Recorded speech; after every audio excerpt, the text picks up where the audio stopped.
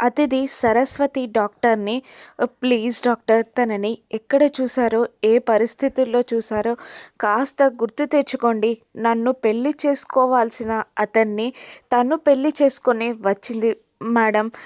తనెవరో, ఎక్కడి నుంచొచ్చిందో అన్నీ తెలుసుకోవాలి మేడం అని అతిథి బ్రతిమిలాడుతుండగా సరస్వతి డాక్టర్ గుర్తు తెచ్చుకొని, "ఆ! నేను కాశ్మీర్‌లో చూశాను. తన పేరు అహల్య కదా!" తను అన్‌కాన్షియస్ స్టేజ్‌లో ఉన్నప్పుడు తన రిలేటివ్ అని ఒకరు తనని హాస్పిటల్‌లో జాయిన్ చేశారు. తను కన్సీవ్ అయిన విషయం కూడా నేనే చెప్పాను అని అతిథికి ఆ డాక్టర్ నిజం చెప్పేయడంతో అతిథి షాక్ అవుతుంది.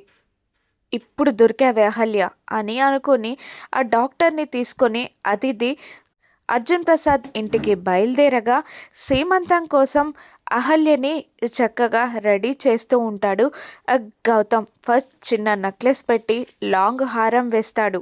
ఆ తర్వాత కలర్ఫుల్ డిజైన్స్తో గాజులు వేస్తాడు.